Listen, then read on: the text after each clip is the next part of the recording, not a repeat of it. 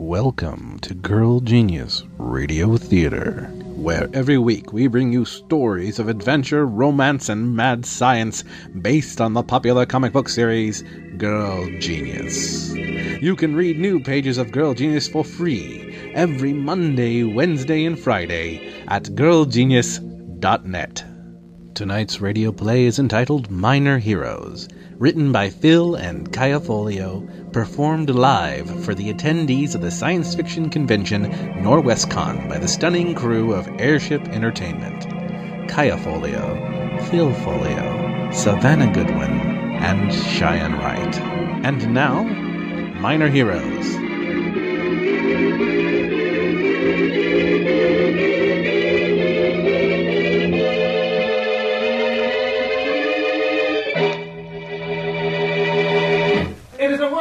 By mad science, Paulie. It is a world where the laws of probability have been reset. A world where the unthinkable is an everyday occurrence. A world where anything can happen. So go ahead. Ask that cute thing sitting next to you if they'd like a drink after the show. You've never had a better chance. And if you succeed, thank Girl Genius! In our last episode, Agatha and her companions crossed the Emperor of all and Zitha, lost princess of the lost city of Scapanda, were visiting the fortress of Blue Mice, where they, along with their host, Dr. Bonefish, discovered that they had been reduced to a fraction of their former size. And apparently the culprit is none other than Agatha's nemesis, Othar Strickvossen. If Othar is responsible for shrinking us down, we're in trouble. He's completely insane. Your pardon, Lady Heterodine, but I'd always heard that Strickvossen was a hero. Oh, he is. No doubt about it. Just ask him. But he's convinced that all the problems of the world stem from people with the spark. So he's decided that the best solution is to kill us all. Let me see if I understand this. He thinks all the problems in Europe are caused by mad scientists that build all the monsters. Uh-huh. The mad scientists who vie with each other to see who can turn the population into bats or clams or inanimate objects the quickest. Yes. The raving lunatics who set off volcanoes and unleash flash floods upon innocent cities. Are you going somewhere with this? Othar wants to destroy these people, and you think he's insane. Yes, he wants me to be his sidekick. Can you believe it? And when he's not doing that, he's trying to kill me. So where is he? I heard him, but I don't see him. To us he would appear to be almost a kilometer tall. Look up! I don't see anything. No, higher! Higher! Lower! He's hanging from the windowsill. Whoa, one hammer coming up. Not to put you in any trouble, but there is this giant frog out here. I'm sure I'll regret this, but haul him in. You see? She's crazy about me. Are you responsible for shrinking us down? Noticed that, did you? Yes, I'm afraid so. It was all part of my master plan to free the countryside of the evil tyranny of Dr. Bonefish. Look, you can go down to the impaling chamber right now and see for yourself all of those bloodstains are bone dry. I have reformed. I'm a new man. Turning people inside out and sideways is wrong, and I can stop whenever I want to.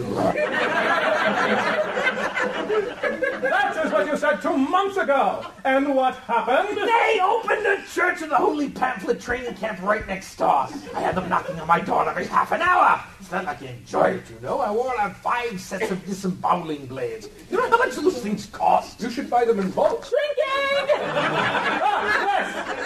Well, the master of the fortress of Blue Mice has an expensive anti-intruder system, so I figured the best thing to do was simply shrink the fortress down to the point where all I had to do was hit it with a large hammer.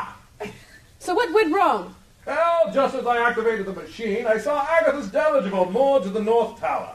I figured that the least I could do was give her a final chance to become my spunky girl sidekick, keeping in mind that the alternative was getting mashed, with great reluctance, I'll admit, to have said large hammer. Thus I began to scale the walls of the fortress. Unfortunately, I seem to have set the timer incorrectly. And so was shrunk with the rest of you. So what's your answer, Agatha? Will you join me in a life of adventure and daring do, or will you again refuse, leaving me no alternative but to smash you flat? No pressure. Normally I'd take the hammer without a second thought, but aren't you forgetting something? You've shrunk yourself down along with the rest of us. Ha-ha!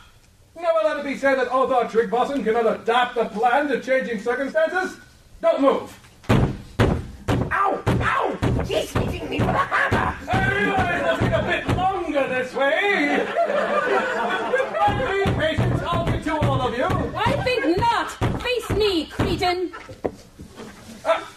Oh, really? What are you going to do? What kind of hammers are those? These are Scaphander dueling hammers, and long has it been since I have danced the kata of Paul, Peen, and Claw. Defend yourself. You can't be serious. Oh! Oh! Hammer? Not in the eye! They come from a proud race of carpenters. Stand back. During a battle of honor, the judges have to wear raincoats. You. You know, as much as I'd enjoy watching Othar get his head nailed in, we might need him to operate this machine of his. It's always something, isn't it? All right, Zifa, hold off. But I was just about to deliver the coup de sledge. Maybe later. Okay, Othar, where's this machine of yours? We need to reverse the shrinking effect. Oh! Can you do that? Can't you? I don't know. I've never really tried. You must remember I developed the shrink ray as a weapon. I wasn't planning on restoring anything to normal size. I see. Okay, Zifa, he's all yours. I know how to solve the problem. Okay, what is it? Oh, no, you don't. If I tell you, what's to stop you from killing me? You take me to the machine and I'll operate it. I don't believe it! He's gotten smarter! I'd never kill him like that. Of course not. You're secretly in love with me. But I don't trust your cat. Really, really smart. Right, you get to come along. So, where's the machine? Just on the other side of the moat. You should be able to see it from this window over here. At our current size, that's almost 20 kilometers away. And it's on some sort of tripod. There's no way we'll get it up there. Nonsense, nothing simpler. We can take my dirigible. I'm afraid not, actually.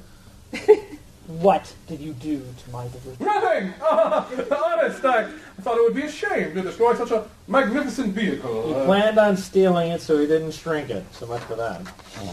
Actually, Lady Heterodyne, I believe I can be of assistance. Scribs, unlock the targeting wheel. Ah, very good, sir. Hey, I thought that was a solid I wall. should hope so. Scribs, set to new coordinates. 20 kilometers, did you say? 20.05. 20.05. And put the azimuth at 1.65. 1.65. Ready. This will help how? You see, I trust you'll forgive me, Lady Heterodyne, but following my orders, Squibs has placed you in the ballista room. The what? Oh, come, Lady Heterodyne. Sure, you've had guests at Castle Heterodyne who've never seemed disposed to leave. You've never been there. Why, no. Trust me, people wanting to stay, not a big problem. But we're in all the guidebooks. The mice, you know? Wait, am I to understand that you're going to fire this entire room at the machine and hope we hit it? I hardly ever miss. Okay. Sounds perfect! Ready to fire! Squibs, you're going along with this? Are you kidding? This is what I do on my day off. Was he always like this? Heavens, no! Years ago, I replaced Mr. Squib's brain with that of a flying squirrel. I count it as one of my greatest successes. Fire! Well, Agatha and company reach Othar's machine. Can Othar really reverse the effects of the shrink ray? Does Mr. Squibs eat anything other than peanut butter? For the answers to these and other questions we couldn't be bothered to think of, catch the next exciting adventure of Agatha Heterodyne, Girl Genius!